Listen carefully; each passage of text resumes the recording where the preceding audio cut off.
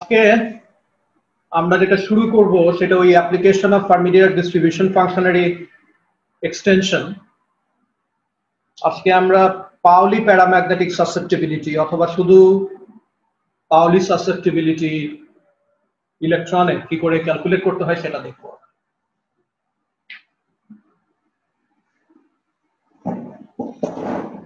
তাহলে আমরা যেটা করছি, তোমরা ঠিক মতো দেখতে পাচ্ছ কিনা আমাকে বলবে।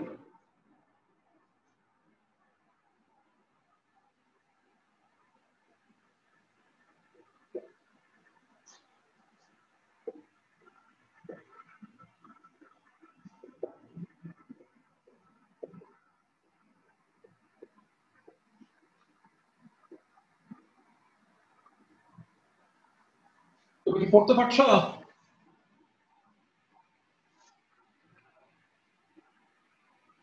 ছাত্ররা তোমরা পড়তে পারছো? পড়তে পারতেছি, বাট খুবই অস্পষ্ট স্যার। খুবই অস্পষ্ট।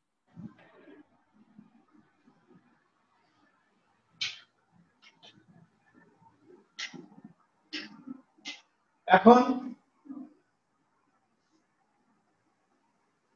এখন কি একটু বেটার হয়েছে? মনে হচ্ছে না স্যার, খুব একটা পরিবর্তন মনে হচ্ছে না স্যার।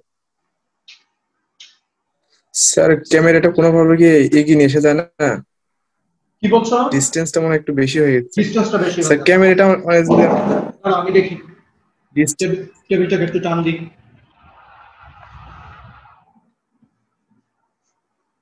কোন উন্নতি কি হচ্ছে? কিছুটা তো উন্নতি হচ্ছে বোধহয়, তাই না? জি স্যার, কিছুটা হয়েছে স্যার।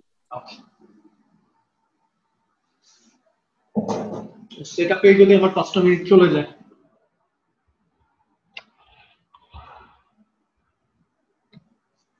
আরেকটু কি বেটার হলো? জি স্যার, এবার একটু বোঝা যাচ্ছে। পড়তে পারছো তো তোমরা? জি স্যার। ঠিক আছে, তাহলে অ্যাপ্লিকেশন অফ ফার্মিডিয়ার ডিস্ট্রিবিউশন ফাংশন, এবং আজকে আমরা যে বিষয় নিয়ে কথা বলবো সেটা হচ্ছে,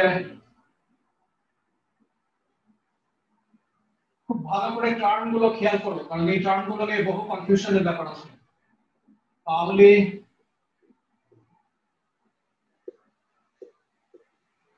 প্যারাম্যাগনেটিক সাসেপ্টিবিলিটি, এটা আরেকটা নাম হলো পাউলি সাসেপ্টিবিলিটি, আরেকটা নাম হলো স্পিন সাসেপ্টিবিলিটি। এই যে তিনটা টার্ম লিখলাম, এই তিনটা টার্মই একই জিনিস মিন করে, সেম মিনিং। এবং এটা কোন ধরনের ম্যাগনেটিজম? এটা হচ্ছে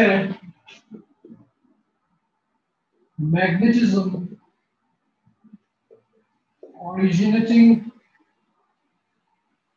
originating from the intrinsic spins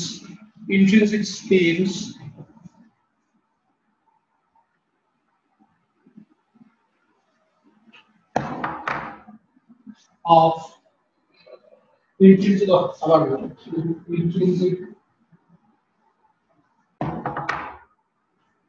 spin of mobile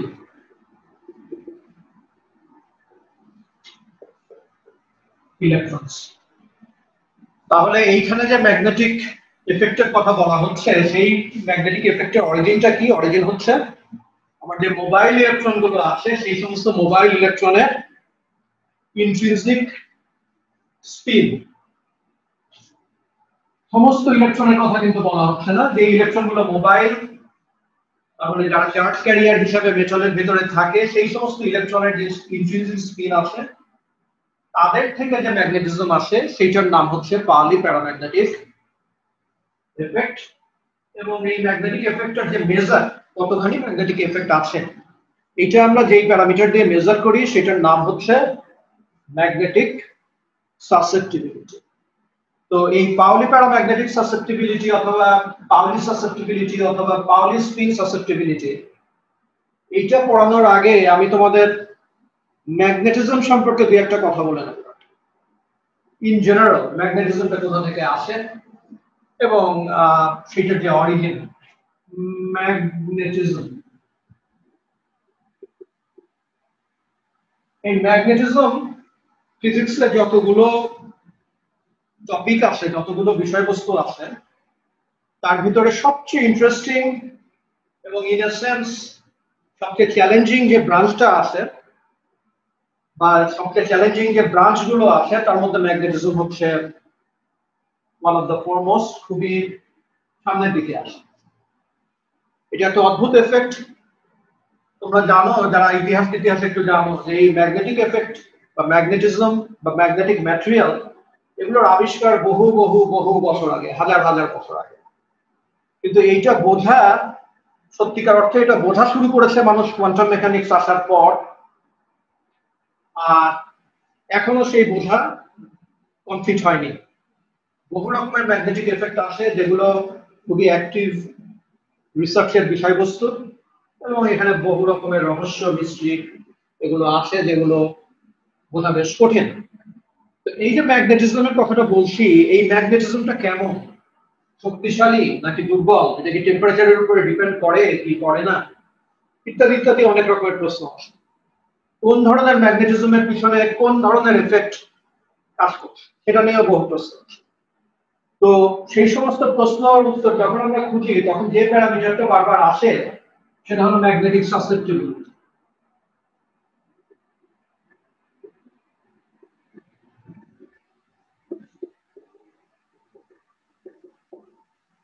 magnetic susceptibility তোমরা হয়তো নাম শুনে থাকবে।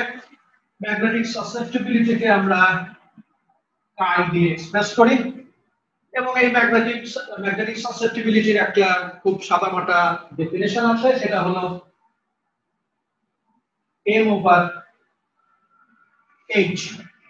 এটা তোমরা দেখেছো নিশ্চয়ই স্কুল কলেজে দেখার কথা। এমটা কি কেউ আমাকে বলতে পারবে? এমটা কি? এম কি জিনিস? Sir magnetization. ম্যাগনেটাইজেশন। এম হচ্ছে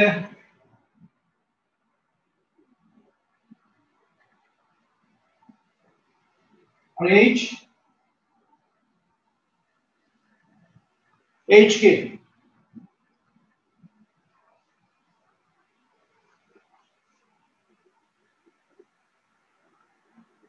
এখানেও সিডিএস এমকেএস ইউনিট নিয়ে বহু কথাবার্তা আছে, কিন্তু তোমার জন্য আপাতত এইচ হলো ম্যাগনেটিক ফিল্ড। তাহলে এই সাসেপ্টিবিলিটি কি বলে? সাসেপ্টিবিলিটি একটা রেসপন্স ফাংশন, যেটা তোমাকে বলে যে কোনো একটা পার্টিকুলার ম্যাটেরিয়ালে আমি যদি ম্যাগনেটিক ফিল্ড অ্যাপ্লাই করি, বা একটা ম্যাগনেটিক ফিল্ডের মধ্যে যদি আমি একটা কম্পাউন্ড, একটা সিস্টেম, একটা ম্যাটেরিয়াল, একটা এলিমেন্ট হোয়াটএভার আমি যদি রেখে দিই, তাহলে তার ভিতরে কতটুকু ম্যাগনেটাইজেশন তৈরি হয়।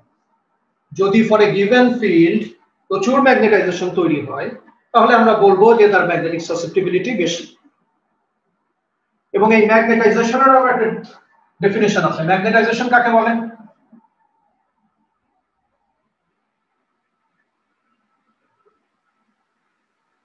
ম্যাগনেটাইজেশনটা কি জিনিস? Sir magnetic volume divided by unit volume, সর্বনাশ করছে। ম্যাগনেটিক মোমেন্ট ডিভাইডেড বাই হ্যাঁ, ইউনিট ভলিউম। স্যার আসলে নেট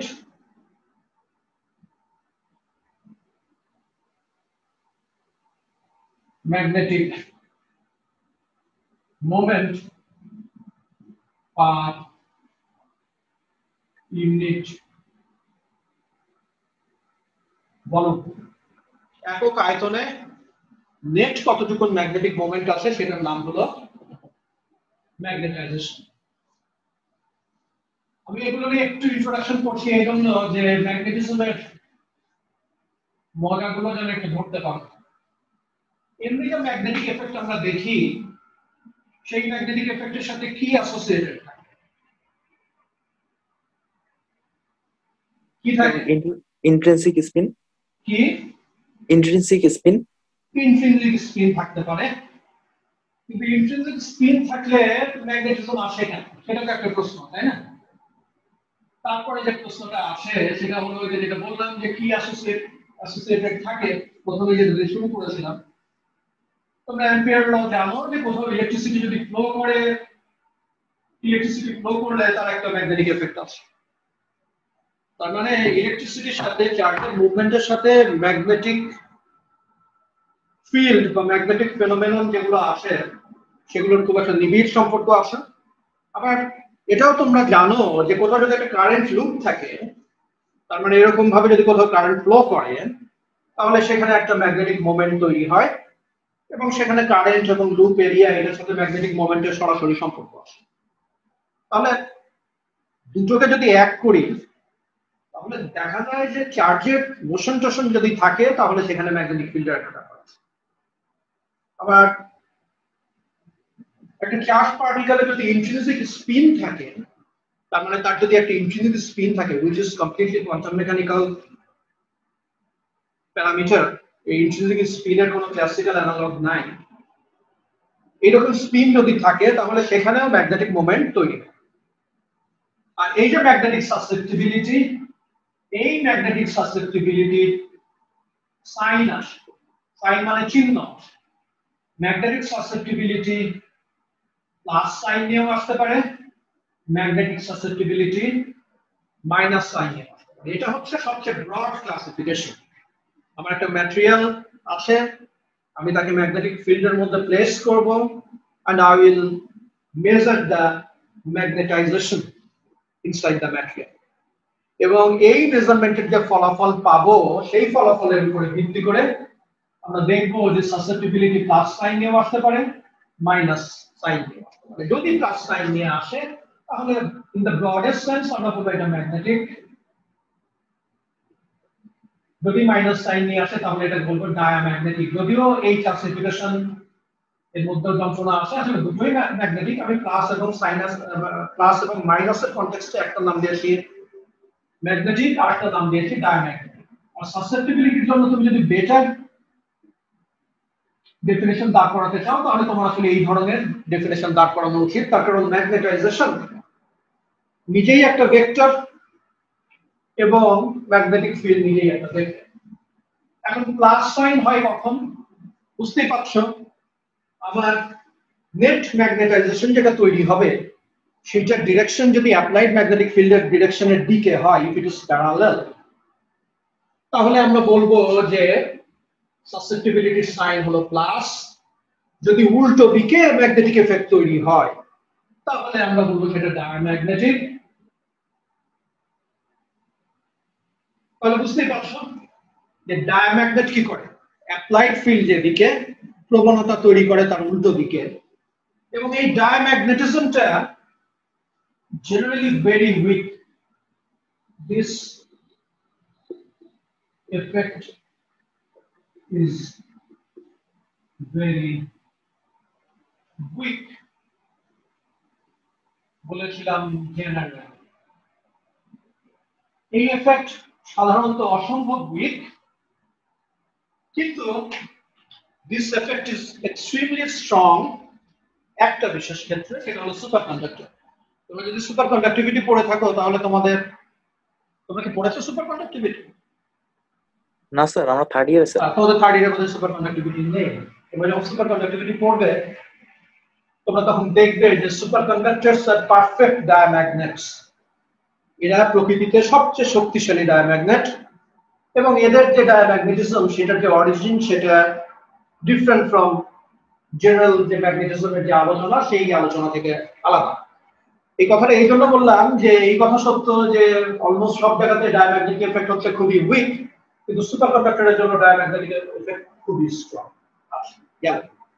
তুমি আমি যে কোনো বস্তুর ভিতরে উইক ডায়াম্যাগনেটিক রেসপন্স আসে। এটা হলো কি যে আমরা যে স্টেটে আছি ম্যাগনেটিক ফিল্ড আমাদের সেই স্টেট থেকে এনার্জেটিক্যালি ডিফারেন্ট স্টেটে নিয়ে যাওয়ার চেষ্টা করে। আর এরকম যে কোনো চেষ্টা আমাদের what ever with the system, প্রথমেই আমাদের যে প্রবণতাটা তৈরি হয় সেটা হলো এটাকে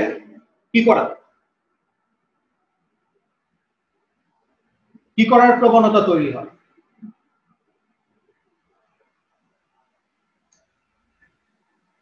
হাড়ির নিচে যদি একটা মার্বেল থাকে, সেই মার্বেলটাকে তুমি সরাতে গেলে মার্বেলের প্রথম প্রবণতা কি? স্যার জড়তা। সরতে না চাওয়া। জি স্যার, তাই না? ইনার্শিয়া। এই যে একটা অপোজিট টেন্ডেন্সি, হ্যাঁ, কাইন্ড অফ ইনার্শিয়া, এইটা থেকে এই ডায়াম্যাগনেটিজমের উৎপত্তি। আমি যদি খুব সহজ ভাষায় বলতে চাই, এইটা থেকে ডায়াম্যাগনেটিজমের উৎপত্তি। কিন্তু তুমি যেটা দিয়ে পার্টনার করছো সেটা যদি শক্তিশালী হয়, তাহলে কি ওই প্রবণতা সেটাকে ঢাকায় রাখতে পারে? না স্যার। এবং আলটিমেটলি ওই ঘটনাই ঘটে যে বস্তুগুলোর ভিতরে এই ডায়াম্যাগনেটিক টেন্ডেন্সি আছে, কিন্তু আমি যখন ম্যাগনেটিক ফিল্ড অ্যাপ্লাই করি সেটার ফলে যে পার্টারবেশনটা তৈরি হয় সেটা ওই ডায়াম্যাগনেটিক রেসপন্সটাকে ধুয়ে মুছে। সেজন্য উইক ডায়াম্যাগনেটিক প্রবণতা থাকা সত্ত্বেও আমরা যে সমস্ত এফেক্ট গুলো দেখি সেটা ওই জেনারেলি প্লাস সাইন নিয়ে আমরা সাসেপ্টিবিলিটি দেখি। এবং প্লাস সাইন নিয়ে যখন সাসেপ্টিবিলিটি দেখি তখন আবার ম্যাগনেটিক ম্যাটেরিয়াল গুলোকে আমরা দুই ভাগে ভাগ করি। আসলে আমি চাইলে 10 ভাগে ভাগ করতে পারি, কিন্তু এগেইন তোমাদের এগুলো প্রয়োজন নেই। খুবই জেনারেলি যে দুই ভাগে ভাগ করতে পারি সেই দুই ভাগ হচ্ছে প্যারাম্যাগনেটিক এবং ফেরোম্যাগনেটিক।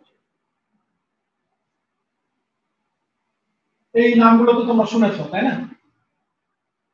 জি স্যার। তাহলে কি দাঁড়ালো যে আমার সাসেপ্টিবিলিটি যদি পজিটিভ হয় সেই ক্ষেত্রে সবচেয়ে জেনারেল যে ডিভিশন সেটা হলো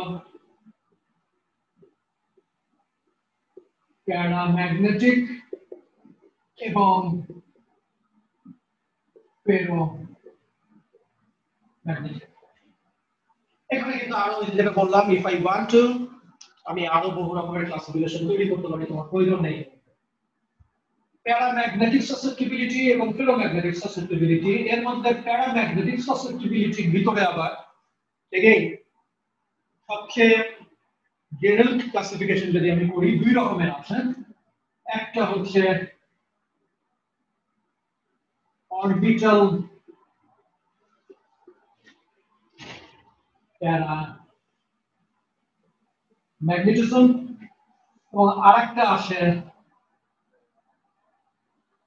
Paoli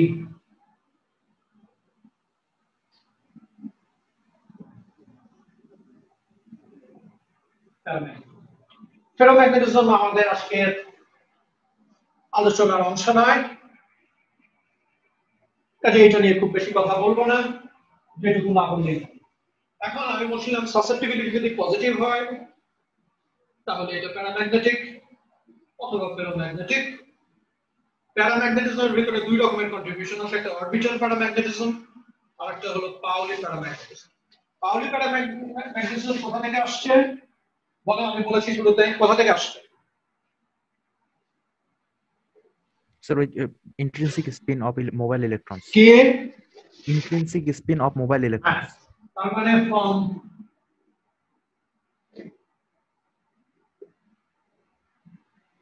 intrinsic spin of electrons. Orbital paramagnetism কোন জায়গা থেকে আসছে? Sir, orbital spin থেকে? Exactly. Orbital প্যারাম্যাগনেটিজম আসছে হচ্ছে from orbital motion of electrons. Orbital motion কোন জায়গায়? তোমার যে অ্যাটম গুলো আছে সেই অ্যাটম গুলোর যে বিভিন্ন শেল আছে সেই শেল গুলোতে বিভিন্ন অরবিটাল মোশন নিয়ে ইলেকট্রন গুলো আছে। তো যেটা দেখা যায় যে আউটার মোস্ট যে শেল গুলো আছে যেখানে ওই সমস্ত অরবিটাল স্টেট অকুপাইড না, বেশিরভাগ ওই ইনার্ট গ্যাস গুলো ছাড়া বাকি সবগুলোরই দেখা যাবে যে অরবিটাল মোশন থাকার সম্ভাবনা আছে, unless you are in the S state. তোমরা জানো যে এস ইলেকট্রন গুলোর কোনো অরবিটাল মোশন থাকে না। সেরকম বাদ দিয়ে যদি ইলেকট্রন থাকে, if they are not completely filled, তাহলে তাদের যে একটা নেট অরবিটাল অ্যাঙ্গুলার মোমেন্টাম আছে সেই নেট অরবিটাল অ্যাঙ্গুলার মোমেন্টামের জন্য এক ধরনের ম্যাগনেটিজম সৃষ্টি হয়। যেটা আমি শুরুতে বলছিলাম যে ইলেকট্রন গুলো যদি এরকম অরবিটাল মোশন থাকে তাহলে চার্জ পার্টিকেল এরকম একটা অরবিটাল এরকম একটা পাথে যদি ঘুরতে থাকে তাহলে this is equivalent to a current multiplied by the কি বলবো যে area of cross section of the orbit, এই দুটো মিলে ম্যাগনেটিক মোমেন্ট তৈরি হয়। তাহলে সেখান থেকে যে প্যারাম্যাগনেটিজম সেটা হলো অরবিটাল প্যারাম্যাগনেটিজম। আর যে ইলেকট্রন গুলো কোনো অ্যাটমের সাথে সংযুক্ত না, একটা এলিমেন্টের ভিতরে ঘুরে ফিরে বেড়াচ্ছে, সেই সমস্ত ইলেকট্রনের অরবিটাল মোশন নাই কিন্তু তাদের প্রত্যেকেরই ইন্ট্রিনসিক স্পিন আসে আপ অথবা ডাউন। এই সমস্ত ইলেকট্রন গুলো এই পাউলি প্যারাম্যাগনেটিক সাসেপ্টিবিলিটিতে কন্ট্রিবিউট, এবং সেটার জন্য যে এক্সপ্রেশন সেটাই আমরা আজকে দেখব। তাহলে সাসেপ্টিবিলিটি যদি প্লাস হয়, আমরা যদি এইভাবে ক্লাসিফাই করি, তাহলে তো সাসেপ্টিবিলিটির ভিতরে পাউলি প্যারাম্যাগনেটিজমের কন্ট্রিবিউশন থাকতে পারে, অরবিটাল প্যারাম্যাগনেটিজমের কন্ট্রিবিউশন থাকতে পারে। এগুলোকে আমরা একটা থেকে আরেকটাকে আলাদা করব। আলাদা করার উপায় আছে। এই যে অরবিটাল প্যারাম্যাগনেটিজম, এর জন্য যে ম্যাগনেটিক সাসেপ্টিবিলিটি, সেটা এইরকম একটা সূত্র মেনে চলে। এরকম সূত্র দেখেছো? সি হলো কনস্ট্যান্ট, টি হলো অ্যাবসলিউট টেম্পারেচার। দেখেছো কিনা? মনে পড়তেছে না স্যার। কথা নাই কেন? দেখেছো না দেখোনি? স্যার মনে হয় দেখিনি স্যার। এটা হচ্ছে, এটা মনে হয় দেখিনি স্যার। এটা হলো কুরি ল, কুরি সূত্র। তাহলে এইটা কি? এটা হলো কুরি প্যারাম্যাগনেটিজম। তার মানে অরবিটাল মোশনের কারণে যে ম্যাগনেটিক সাসেপ্টিবিলিটি সেটা টেম্পারেচারের সাথে সাথে ভ্যারি করে, এবং ভ্যারিয়েশনের নেচারটা এখানে দেখা যাচ্ছে। কিন্তু পাউলি প্যারাম্যাগনেটিজম যেটা আছে, আমি যদি এটাকে স্পিনের কারণে যেহেতু এইভাবে লিখি, this is not a function of temperature, এটা অলমোস্ট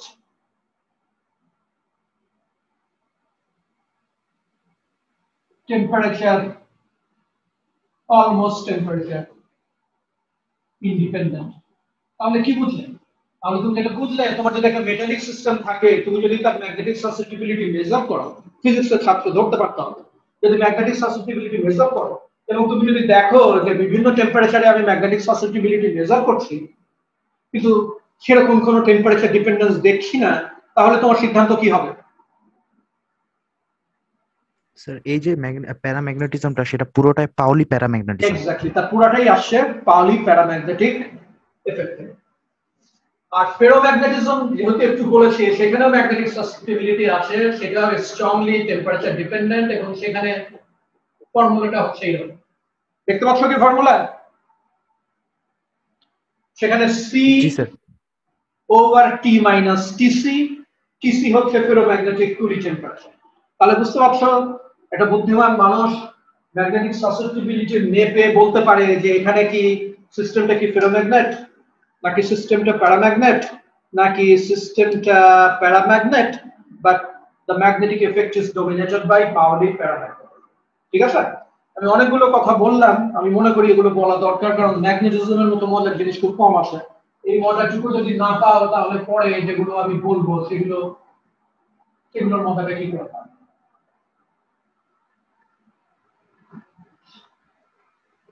এখন আমরা পাউলি প্যারাম্যাগনেটিজমে আসি, এবং ধারণাটা খুব সহজ, অঙ্কটা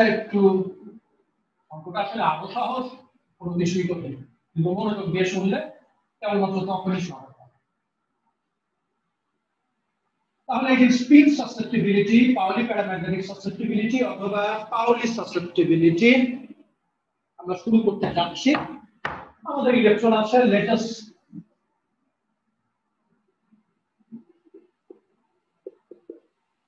consider a system of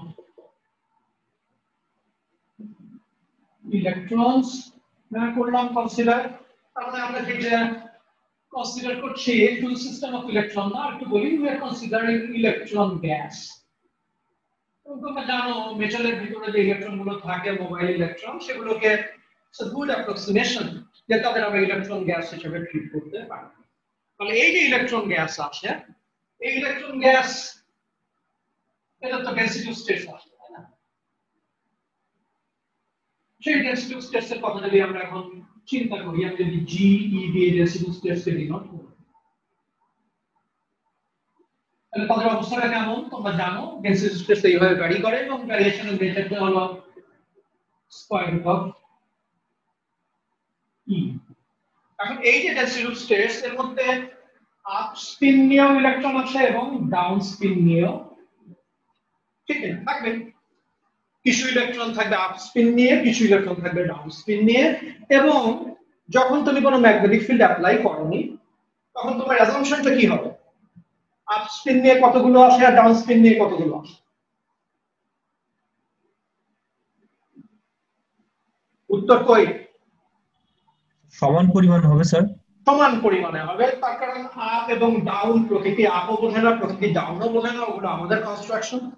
এবং আমি যখন এটাকে কোনো রকম পার্টারবেশনের মধ্যে ফেলিনি, কেউ তাকে বিরক্ত করেনি, তখন যতগুলো ইলেকট্রন আপ স্পিন নিয়ে আসে ততগুলো ইলেকট্রনই ডাউন স্পিন নিয়ে আসে। তাহলে এই যে ডেনসিটি স্পেস প্রোফাইলটা আমি আঁকলাম, এটাকে ইচ্ছা করলে আমি স্পিনে ভাগ করে যদি নিই তাহলে এটা চেহারা কেমন?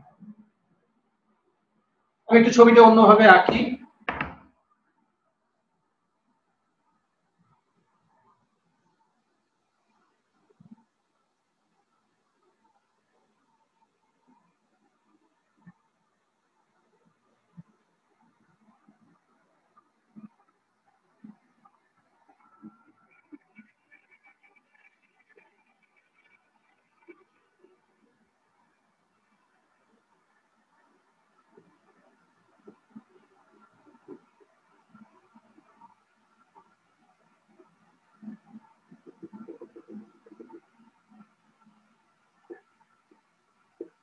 ছবিটা কি বোঝা যায়?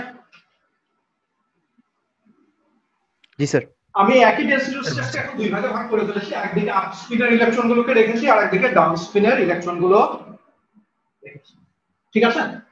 এবং দেখো যে আমি যদি 0 ডিগ্রি কেলভিনের কথা চিন্তা করি, at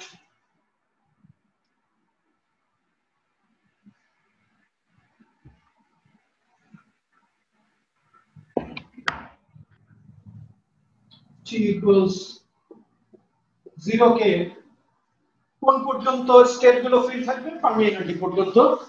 এবং যতগুলো আপ স্পিন ততগুলো ডাউন স্পিন। এবং তোমরা এটাও জানো যে ইলেকট্রন যেগুলো আসে সেই সমস্ত ইলেকট্রন প্রত্যেকে due to their intrinsic spin একটা ম্যাগনেটিক মোমেন্ট ক্যারি করে। Magnetic moment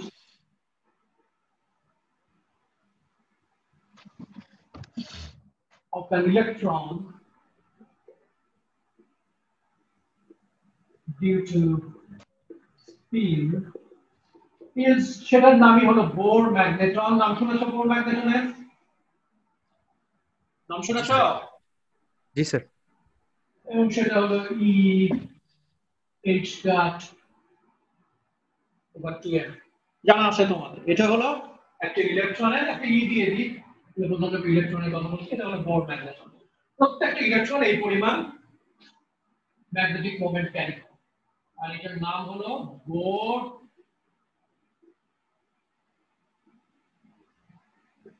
magneton. তাহলে কি বুঝতে পারলে? এখানে যতগুলো ডাউন স্পিন নিয়ে আসে তারা সবাই এই পরিমাণ ম্যাগনেটিক মোমেন্ট ক্যারি করে, এখানে যতগুলো আপ স্পিন নিয়ে আসে তারা ওই পরিমাণ প্রত্যেকে ম্যাগনেটিক মোমেন্ট ক্যারি করে। কিন্তু মিলিত এফেক্ট কত? এখানে টোটাল ম্যাগনেটাইজেশন কত? বা নেট, টোটাল না বলে নেট ম্যাগনেটাইজেশনের কথা বলি, কত? স্যার 0। 0।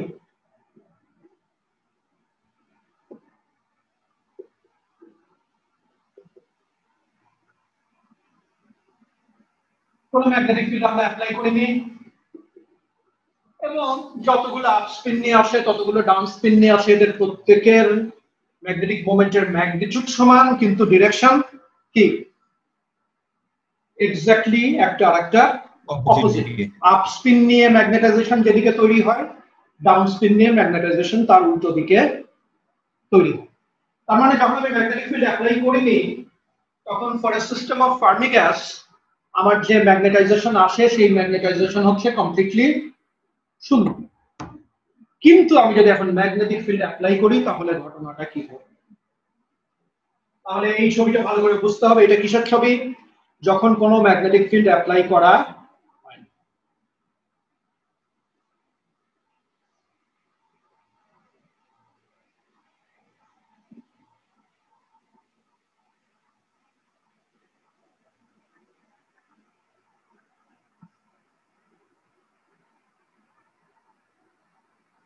যদি এখন ম্যাগনেটিক ফিল্ড অ্যাপ্লাই করা হয়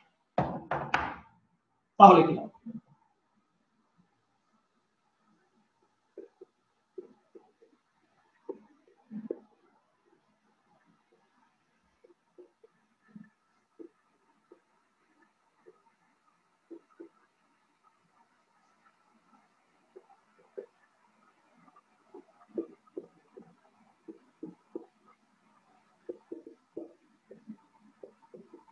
The situation changes and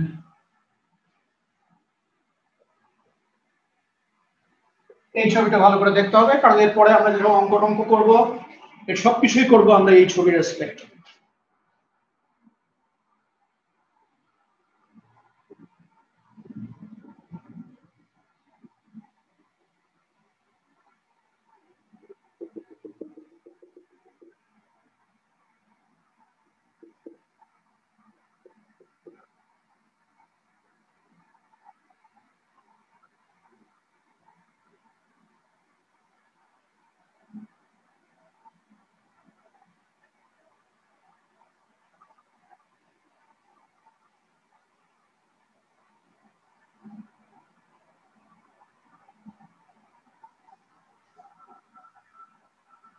This is space, এদিকে হলো প্লাস স্পিন নিয়ে, এদিকে হলো মাইনাস স্পিন নিয়ে, এইটুকু ম্যাগনিটিউড হলো মিউ বিএইচ, এইটুকু ম্যাগনিটিউড হলো মিউ বিএইচ। ছবিটাকে আগের মতো লাগছে? না স্যার। এবং ম্যাগনেটিক ফিল্ড অ্যাপ্লাই করেছে হলো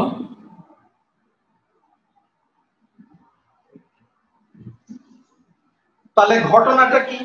ঘটনাটা হলো তুমি যখন ম্যাগনেটিক ফিল্ড অ্যাপ্লাই করলে তখন আমার যে স্পেসের যে আইসোট্রপি ছিল, স্পেসের যে সিমেট্রি ছিল সেটা আর থাকলো না। যেই দিকে ম্যাগনেটিক ফিল্ড অ্যাপ্লাই করা হলো সেই দিকটা একটা বিশেষ দিকে পরিণত হলো। এর আগে বিশেষ দিক বলে কিছু ছিল না। এখন এদিকে যদি ম্যাগনেটিক ফিল্ড অ্যাপ্লাই করা হয় তাহলে ইলেকট্রনের স্পিন যেগুলো ছিল, অর্ধেক ছিল আপ অর্ধেক ছিল ডাউন, তাদের ভিতরে কি ধরনের প্রবণতা তৈরি হবে?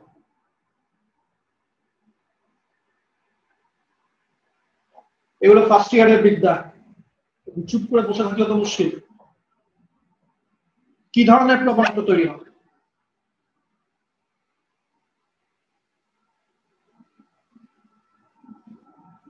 বলো?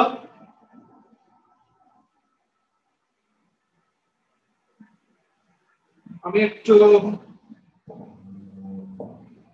দুঃখ পাচ্ছি তোমাদের রেসপন্স দেখে। তুমি যখন ম্যাগনেটিক ফিল্ড অ্যাপ্লাই করো তখন আপ ডাউনের কথা বাদ দাও, র্যান্ডমলি ওরিয়েন্টেড যদি। স্যার আপনার কোনো কথা শোনা যাচ্ছে না স্যার। এখন কি শুনতে পাচ্ছ?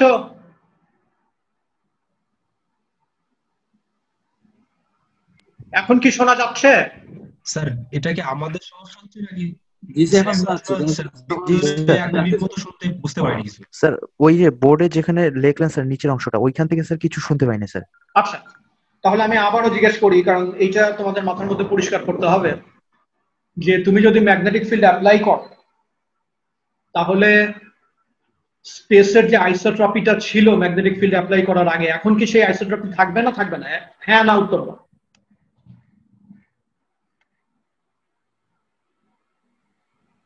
কি শোনা যাচ্ছে কি যাচ্ছে না? না স্যার শোনা যায়নি স্যার। ভালো মুশকিল। কোনো সময় থেমে যাচ্ছে, কোনো সময় দ্রুত চলে আসছে। জি স্যার, সেরকম হচ্ছে স্যার। এখন এখন শুনতে পাচ্ছ? জি স্যার। হ্যাঁ প্রশ্ন হ্যাঁ, জি স্যার, তো শুনতে পাচ্ছি। প্রশ্ন ঠিক আছে, তোমাদের আর প্রশ্ন করে আমি সময় নষ্ট করি না। আমি বলি ঘটনাটা কি। তুমি যখন ম্যাগনেটিক ফিল্ড অ্যাপ্লাই করলে তখন একটা সিস্টেম অফ ম্যাগনেটিক মোমেন্টস, যাদের ম্যাগনেটিক মোমেন্ট আছে, তারা কিভাবে তাদের এনার্জিটাকে মিনিমাইজ করতে পারে সেটা কি জানো? না স্যার, জানি না স্যার। জানো না? এটা ফার্স্ট ইয়ারে তোমরা পড়েছো কি হয়। যদি ম্যাগনেটিক মোমেন্ট গুলো ম্যাগনেটিক ফিল্ডের দিকে নিজেদেরকে অ্যালাইন করে তাহলে এনার্জি বেড়ে যায় না কমে যায়? কমে যায় স্যার। কমে যায়। আর এটা যদি অ্যান্টি প্যারালাল থাকতে চায় তাহলে এনার্জি বেড়ে যায় না কমে যায়? বেড়ে যাবে স্যার। বেড়ে যায়। ঠিক সেই ঘটনাটাই এখানে তোমরা দেখতে পাচ্ছ, যে এই সমস্ত স্পিন গুলো, আগে তো কি ছিল, যতগুলো আপ স্পিন ছিল ততগুলো ডাউন স্পিন ছিল। এখন তুমি ম্যাগনেটিক ফিল্ড অ্যাপ্লাই করার ফলে স্পিন গুলোর প্রবণতা কি তৈরি হবে? প্রবণতা তৈরি হবে যে আমরা এখন ওই অ্যাপ্লাইড ফিল্ডের সাথে নিজেদেরকে অ্যালাইন করব। কারণ অ্যালাইন করতে পারলে, তুমি যদি অ্যালাইন করতে পারো, ভালো করে খেয়াল করো, যারা অ্যালাইন করবে তারা তাদের এনার্জি এই পরিমাণ কমিয়ে দিতে পারবে। এটা হচ্ছে প্যারালাল। আর যারা এখন তো কেউ অ্যালাইন করবে, কেউ অ্যান্টি অ্যালাইন, যারা অ্যান্টি অ্যালাইন থাকবে তাদের energy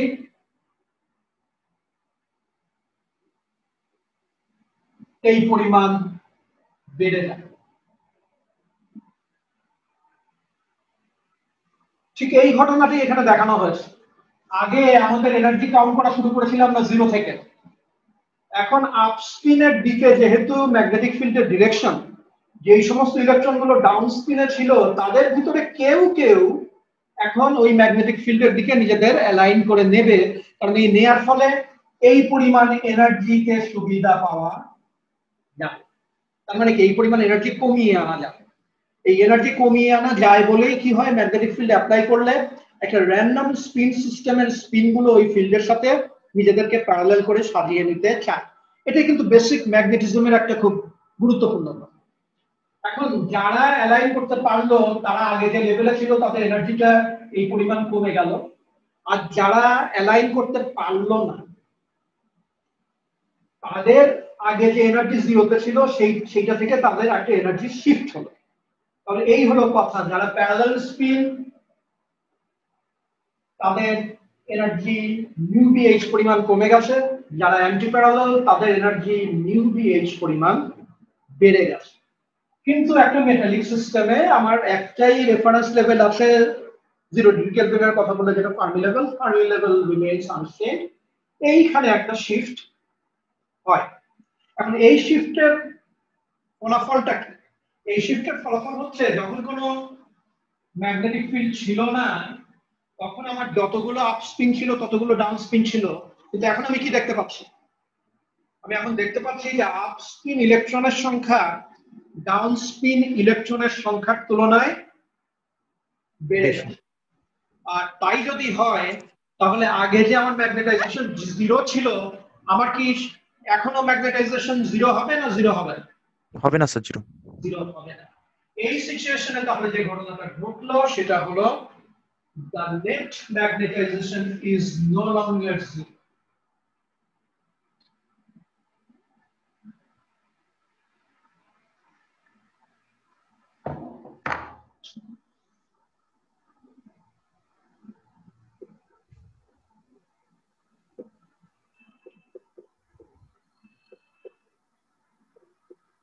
M is no longer। তাহলে আমি ম্যাগনেটিক ফিল্ড অ্যাপ্লাই করেছি, একটা নেট ম্যাগনেটাইজেশন পেয়েছি, তাহলে obviously there will be a susceptibility. আমি ওই নেট ম্যাগনেটাইজেশনকে যদি এইচ দিয়ে ভাগ করে দিই, I will get the susceptibility. এবং সেইটার ম্যাথমেটিক্যাল এক্সপ্রেশনই আমাদের উদ্দেশ্য। I am going very slowly, এবং ইচ্ছা করি আমি পারলে আরো স্লোলি যাই। আমি চাই তোমাদের মাথায় জিনিসগুলো একটু ঢুকুক। তাহলে কি হলো, এই যে নেট ম্যাগনেটাইজেশন, সেই নেট ম্যাগনেটাইজেশনের এক্সপ্রেশন কেমন লিখতে পারি? বা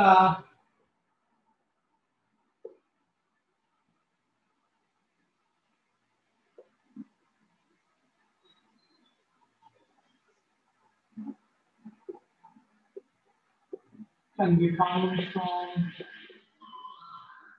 m equals minus mu b n plus minus n minus, এটা একটা গুরুত্বপূর্ণ সম্পর্ক। আমি এখন ইকুয়েশন নাম্বার দিয়ে শুরু করি। এটা হলো 1 নম্বর ইকুয়েশন। এখানে একটা মাইনাস চিহ্ন দিয়েছি, ইলেকট্রনের চার্জ নেগেটিভ এবং ম্যাগনেটাইজেশনটাকে, নেট ম্যাগনেটাইজেশন আমরা যেটা পাবো এটাকে আমরা পজিটিভ কোয়ান্টিটি হিসাবে ট্রিট করতে চাই, সেই জন্য এখানে একটা মাইনাস চিহ্ন দিয়ে এক্সপ্রেশনটা লেখা হয়েছে, where n plus is the concentration of electrons with up spin মানে হচ্ছে আসলে যেদিকে ম্যাগনেটিক ফিল্ড অ্যাপ্লাই করা হয়েছে, and n minus is the number concentration, of course, concentration of electrons with down spin. তাহলে H তো আমার ম্যাগনেটিক ফিল্ড, এবং আমি ফ্রম ডেফিনেশন আমি জানি যে chi equals m over h। আমি পাউলি প্যারাম্যাগনেটিক সাসেপ্টিবিলিটি বের করতে পারবো যখন আমি কি বের করতে পারবো,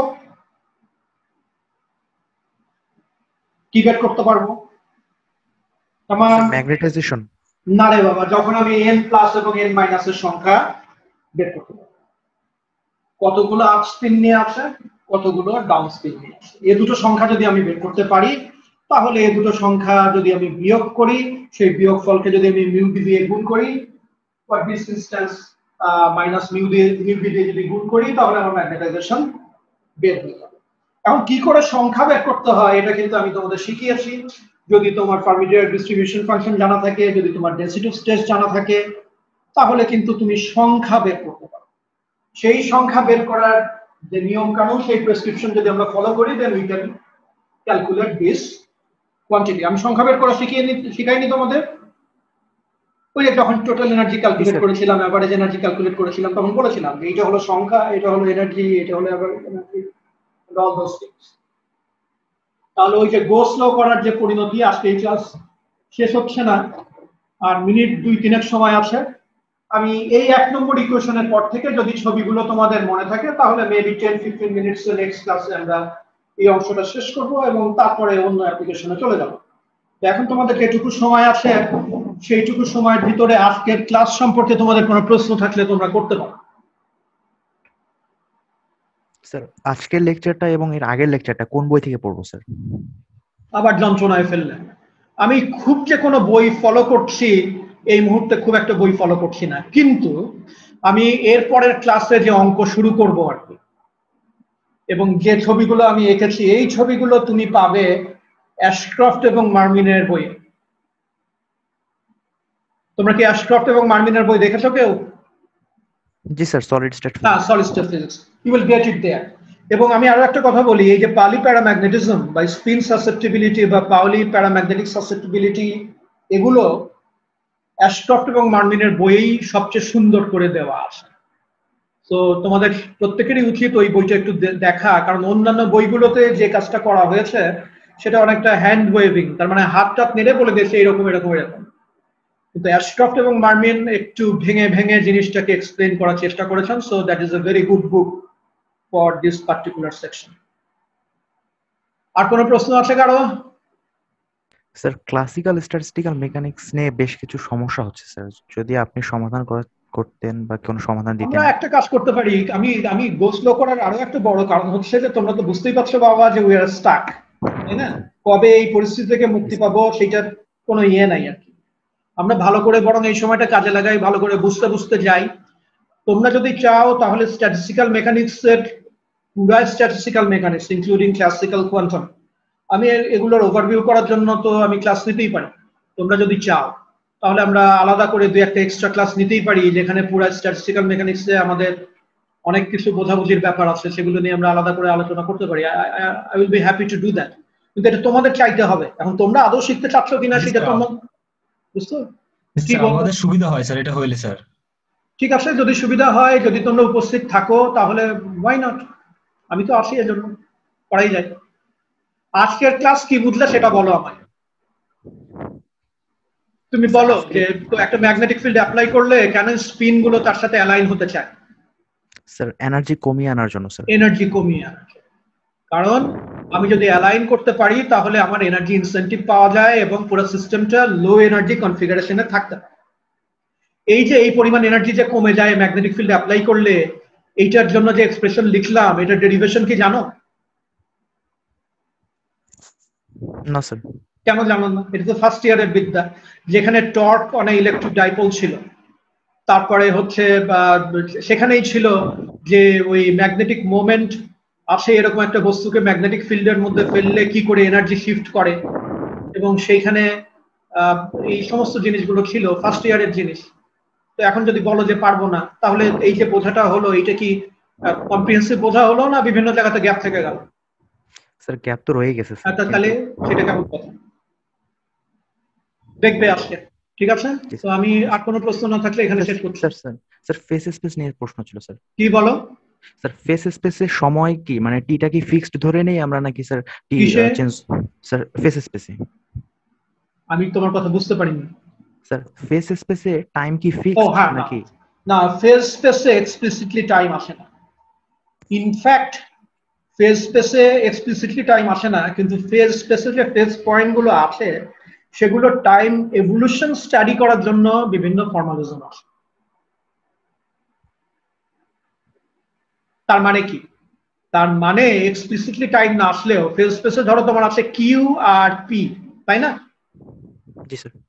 এই Q can be a function of time, আর এর পি মানে জেনারেলাইজড কোঅর্ডিনেটস এবং generalised momenta, they can be functions of time. এবং সেই টাইমের জন্য, সেই টাইমের সাথে এর যে ফাংশনাল ফর্ম, তার অনেক রকমের গাণিতিক স্ট্রাকচার আছে। তাহলে ব্যাপারটা কি দাঁড়ালো?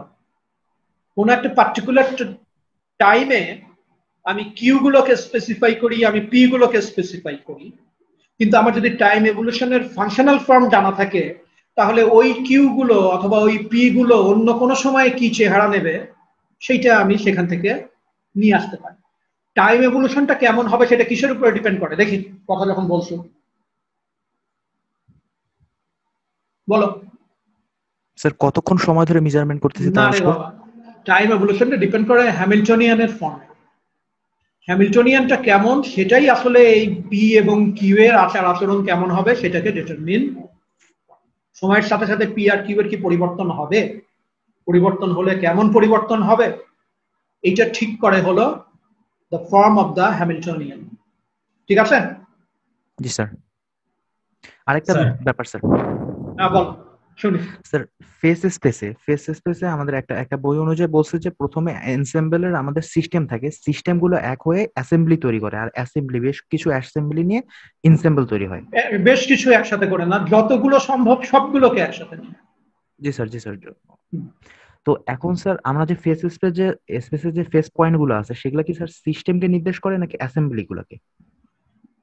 সেগুলো প্রত্যেকটাই একটা পার্টিকুলার অবস্থাকে রিপ্রেজেন্ট করে। তোমার যে কনস্ট্রেইন্ট গুলো আছে সেই কনস্ট্রেইন্ট মেনে ফেজ স্পেসে যে ওই একটা পয়েন্টই তৈরি করা সম্ভব তা কিন্তু না, অনেকগুলো পয়েন্ট তৈরি করা সম্ভব। এই অনেকগুলো পয়েন্ট মিলে যে কালেকশনটা সেটাকে তুমি অ্যাসেম্বলি বলতে পারো, কিন্তু দিনের শেষে ওই সমস্ত কালেকশন নিয়েই হচ্ছে অ্যাসেম্বলি। স্যার এখন প্রশ্নটা হচ্ছে যে ওই পয়েন্টগুলো ফেস পয়েন্টগুলো কার অবস্থাটা বোঝাচ্ছে স্যার? ওই সিস্টেমের যতগুলো পসিবল অবস্থা আছে আন্ডার দ্য কনস্ট্রেইন্ট সেটাকে বোঝায়। তো শোনো, তুমি বুঝতে পারছো না তাই না স্যার? আরে অনেস্ট হও, বুঝতে পারছো না? কি বইটা পুরো কনফিউজড হয়ে গেছে স্যার, বুঝতে পারতেছি না স্যার। বুঝতে পারছো না? দ্যাটস গুড যে বুঝতে পারছো না। তো ঠিক আছে, আমরা এগুলো নিয়ে আলাপ করব, আমাদের সময় প্রায় শেষ। একটু চেষ্টা করো তো বোঝার, কারণ পরে ক্লাস নাই স্যার। ও পরে ক্লাস নাই, তাহলে বলি। ধরা যাক এই ঘরে যে গ্যাস মলিকিউল গুলো আছে না, আমি যে ঘরে আছি অথবা তুমি যে ঘরে আছো, এদের তো এই মুহূর্তে প্রত্যেকের একটা করে পজিশন এবং প্রত্যেকের একটা করে মোমেন্টাম আছে, ঠিক কিনা? জি স্যার। তাহলে সেই সমস্ত পজিশন এবং মোমেন্টাম গুলো আমার যদি খাতা কলমে যদি থাকে, আমি সেইটা নিয়ে ফেস স্পেসে একটা পয়েন্ট আঁকতে পারি না, একটা জি দিতে স্যার, পারি জি না, স্যার। একটা পয়েন্ট দিতে পারি। জি স্যার। আচ্ছা, এই কথা বলতে বলতে যে ঘটনাগুলো ঘটলো, এখন কি তারা ঠিক সেই আগের কোঅর্ডিনেট এবং আগের মোমেন্টাম নিয়ে আসে? না স্যার। তাহলে এখন যে অবস্থায় আছে সেটা নিয়ে কি আমি আরেকটা পয়েন্ট করতে পারি না? জি স্যার। এই যে দুটো পয়েন্ট, এদের মধ্যে অমিলটা কোথায় আর মিলটা কোথায়? স্যার এরা একই সিস্টেমকে একই জিনিসকে নির্দেশ এরা করতেছে, একই জিনিসের অবস্থা। একই ম্যাক্রোস্টেটকে ম্যাক্রোস্টেট। জি স্যার। একই ম্যাক্রোস্টেটকে রিপ্রেজেন্ট করছে, কিন্তু But এদের different ভিতরকার ইন্টারনাল কোঅর্ডিনেট গুলোর পরিবর্তন হয়ে গেছে কিনা? জি স্যার। জি স্যার। তাহলে এইরকম আমি কতগুলো পয়েন্ট তৈরি করতে পারি? স্যার যতগুলো যত রকমের কনফিগারেশন সম্ভব ততগুলো পয়েন্ট আমি তৈরি করতে পারি, তাই না? তাহলে অতগুলো পয়েন্টের সমষ্টি নিয়ে ফেস স্পেসে যে পয়েন্টের ডিস্ট্রিবিউশন, সেটা আসলে কি দেখাচ্ছে? যতগুলো মাইক্রোস্কোপিক স্টেট সম্ভব। সেটা কি দেখাচ্ছে? স্যার মাইক্রোস্কোপিক স্টেট সম্ভব যতগুলো, সেটাই এনসেম্বলকে রিপ্রেজেন্ট করছে।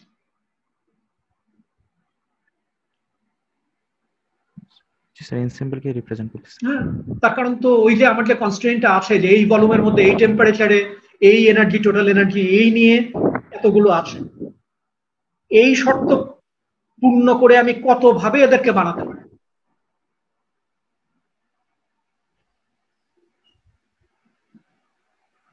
কত ভাবে বানাতে পারি? যতগুলো পয়েন্ট আমি দিয়েছি, তাহলে সেগুলোর যে কালেকশন একসাথে যখন আমি দেখি, দ্যাট ইজ দ্য এনসেম্বল।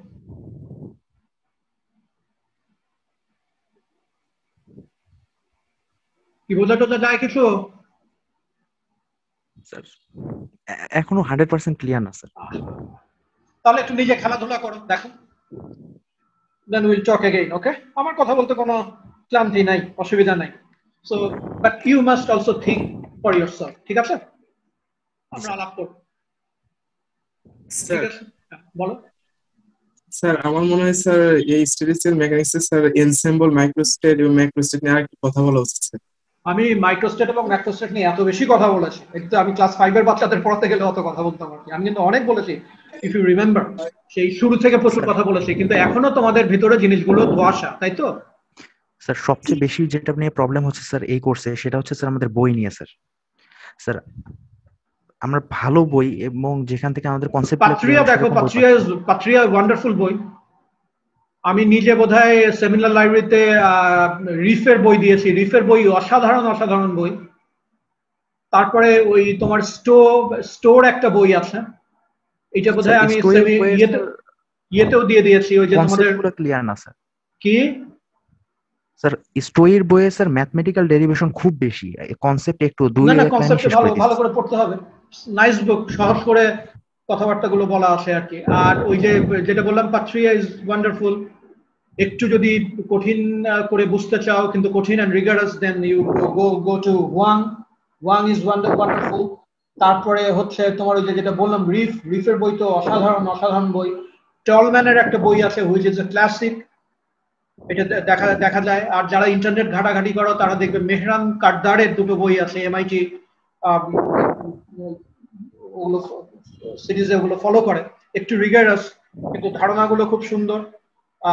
শোয়েডারের বই আছে থার্মোডাইনামিক্স এবং স্ট্যাটিস্টিক্যাল মেকানিক্স নিয়ে, এগেইন অ্যানাদার ওয়ান্ডারফুল বুক।